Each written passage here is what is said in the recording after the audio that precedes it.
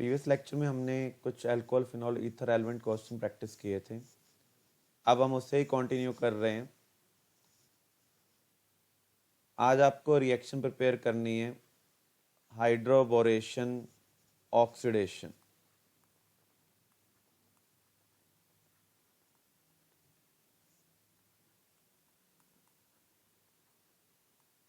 अगर हम एल्कीन को डाइबोरेन के साथ ट्रीट करते हैं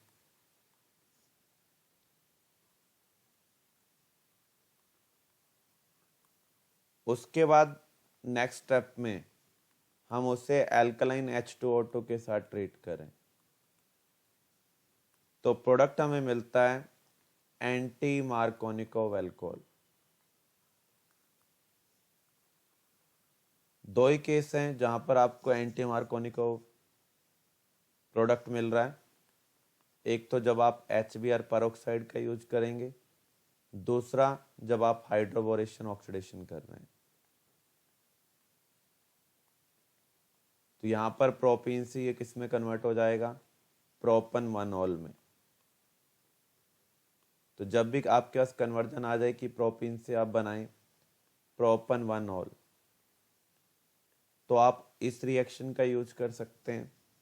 या फिर आप क्या करेंगे, प्रोपीन को पहले HBr पेरोक्साइड के साथ ट्रीट करेंगे। जब हम HBr पेरोक्साइड के साथ ट्रीट करेंगे तो एंटी मार्कोनिकोव एडिशन होगी, हमें प्रोडक्ट मिलेगा 1-ब्रोमोप्रोपेन। इसे हम एक्वस KOH के साथ हाइड्रोलाइज करेंगे।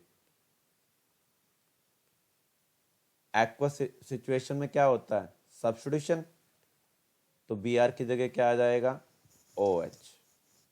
तो आज के लिए आपको एक रिएक्शन ये प्रैक्टिस करनी है। Second,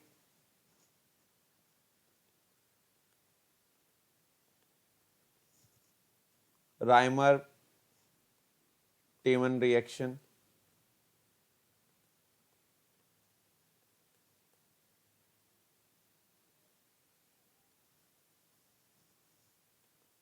phenol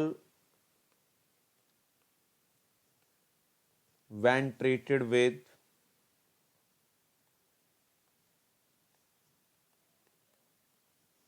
chloroform in basic medium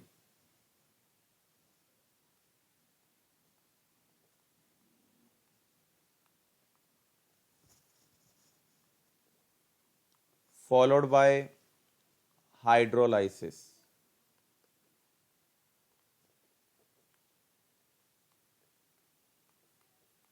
gave salicylaldehyde.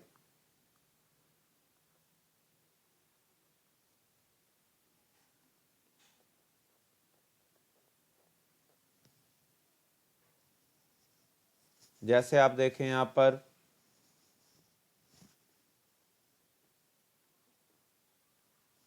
Phenol को हमने ट्रीट किया क्लोरोफॉर्म के साथ इन बेसिक मीडियम, फिर हम हाइड्रोलाइसिस कर रहे हैं।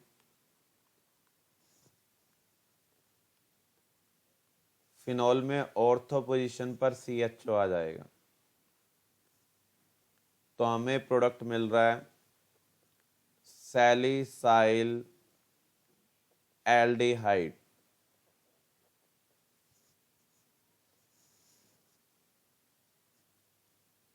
इसके बाद आपको रिएक्शन प्रिपेयर करनी है, Kolbe's Schmitt reaction.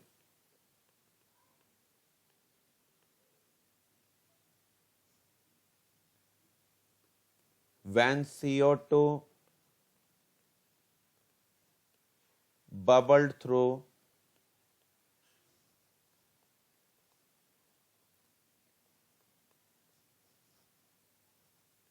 sodium phenate solution,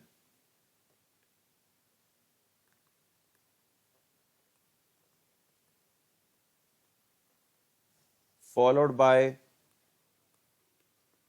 hydrolysis.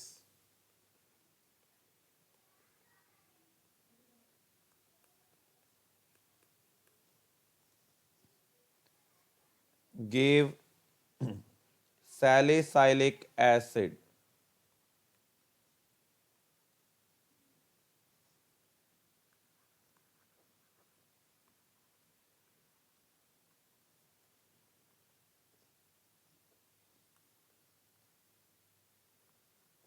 पहले हमने फिनॉल को सोडियम हाइड्रोक्साइड के साथ ट्रीट किया, हमें मिला सोडियम फिनेट।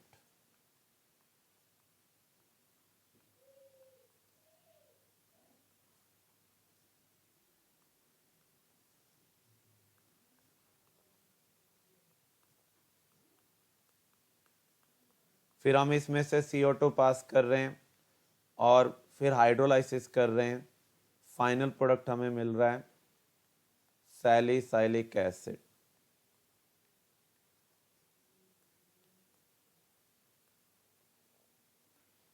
तो जब हम सोडियम फिनेट के सॉल्यूशन में से CO2 को बबल करते हैं, फिर हाइड्रोलाइसिस करते हैं, तो फाइनल प्रोडक्ट हमें मिल रहा है salicylic acid.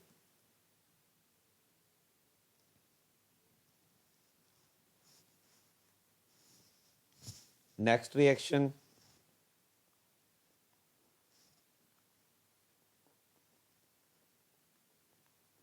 Coupling reaction.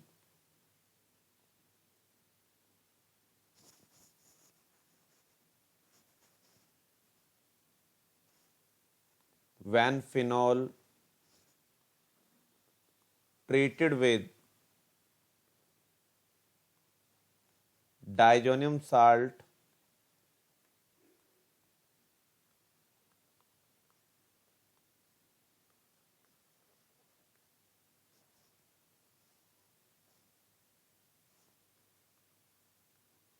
in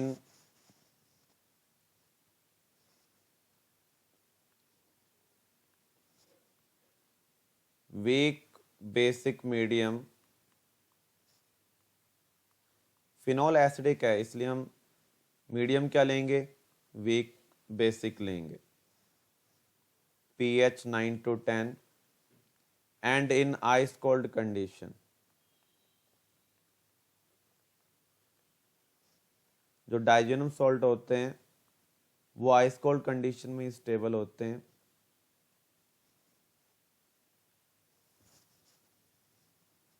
give coloured compound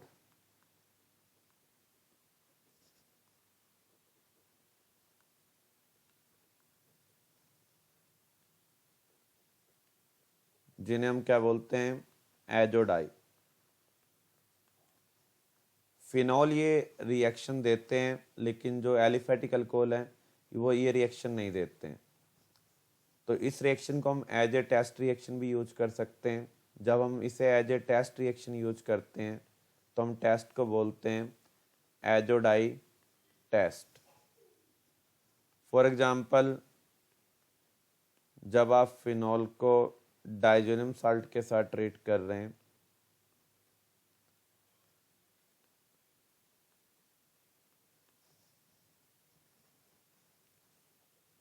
in ice cold condition,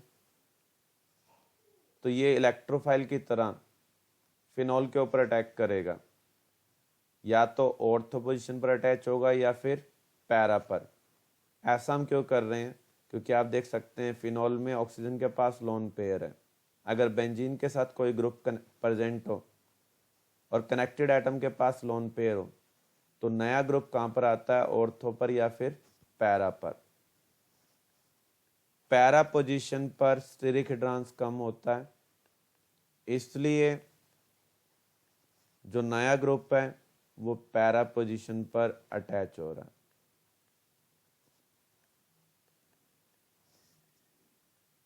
तो इसे हम क्या कहेंगे, एजोडाई। डाई का मीनिंग है कलर्ड कंपाउंड, जो कलरिंग के लिए यूज होता है। और जिस भी मॉलिक्यूल में नाइट्रोजन नाइट्रोजन डबल या ट्रिपल बॉन्ड आ जाए उसे हम बोलते हैं एजो। तो केमिकल टेस्ट रेलेवेंट क्वेश्चन भी आपको प्रिपेयर करना है। how will you distinguish between ethanol and phenol?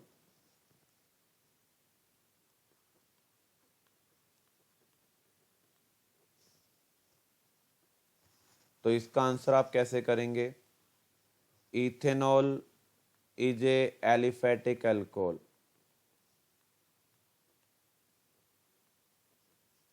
Do not give azo dye test.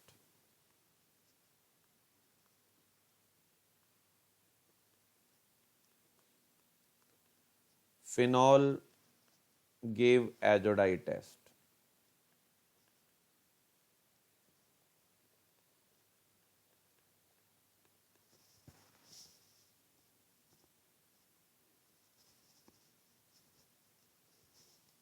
Next जो हमें प्रिपेयर करना है, reaction of phenol with bromine. अगर हम फिनॉल को एक्वस Br2 के साथ ट्रीट करते हैं तो उस केस में Br पॉजिटिव की कॉन्सेंट्रेशन ज़्यादा होगी। तो सभी ऑर्थो पैरा पोजीशन पर Br कनेक्ट हो जाएगा। हमें प्रोडक्ट मिलेगा 2,4,6 ट्राई ब्रोमो फिनॉल, और ये हमें वाइट प्रेसिपिटेट की फॉर्म में मिल रहा है। लेकिन अगर आप फिनॉल को ब्रोमीन के साथ ट्रीट करते हैं इन नॉन पोलर मीडियम, या तो कार्बन डाइसल्फाइड सॉल्वेंट दिया होगा या फिर कार्बन टेट्राक्लोराइड, तो ऐसे केस में Br पॉजिटिव की जो कॉन्सेंट्रेशन होगी वो लो होगी। इसका मीनिंग कम इलेक्ट्रोफाइल अवेलेबल है अटैक करने के लिए। तो अब सिर्फ पैरा पोजीशन पर Br अटैच होगा। तो जब आप एक्वस Br2 का यूज करते हैं तो पॉलीब्रोमिनेशन हो रहा है। इसका मीनिंग एक से ज़्यादा पोजीशन पर ब्रोमीन अटैच हो रहा है। अगर हम नॉन पोलर मीडियम लेते हैं तो मोनोब्रोमिनेशन हो रहा है। तो इसका रीजन आपको यही मेंशन करना है। एक्वस मीडियम में Br2 की कॉन्सेंट्रेशन, एक्वस मीडियम में Br2 का पोलराइजेशन ज़्यादा हो रहा है, इसलिए Br पॉजिटिव की कॉन्सेंट्रेशन क्या है? हाई है। जबकि नॉन पोलर मीडियम में इसका पोलराइजेशन बहुत कम होगा, तो Br पॉजिटिव की कॉन्सेंट्रेशन क्या होगी? कम, इसलिए मोनोब्रोमिनेशन हो रहा है। आज के लिए लास्ट केस जो आपको प्रिपेयर करना है, reaction of phenol with HNO3।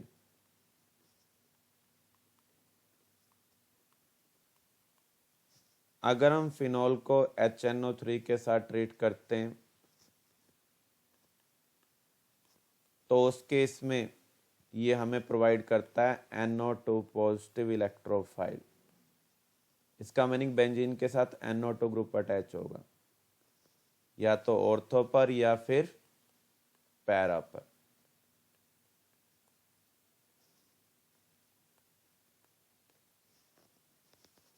Low temperature पर ऑर्थो मेजर होता है क्योंकि यहाँ पर इंट्रामोलिकुलर H बॉन्डिंग होगी। हाई टेम्परेचर पर H बॉन्डिंग ब्रेक हो जाती है तो पैरा वाला क्या होगा? मेजर होगा। या फिर आपके पास ये केस आ सकता है, फिनॉल को हम HNO3 प्लस H2SO4 के साथ ट्रीट कर रहे हैं। इस मिक्सचर को हम बोलते हैं नाइट्रेशन मिक्सचर। जब भी हम इस मिक्सचर का यूज करेंगे फिनॉल के साथ, तो फिनॉल में सभी ऑर्थो पैरा पोजीशन पर NO2 ग्रुप लग जाएगा। तो यहाँ पर जो हमें प्रोडक्ट मिल रहा है वो क्या है? 2,4,6 ट्राई नाइट्रोफिनॉल, और इसका दूसरा नेम है पिक्रिक एसिड। तो आज आपको ये रिएक्शन अच्छे ढंग से प्रिपेयर करनी है।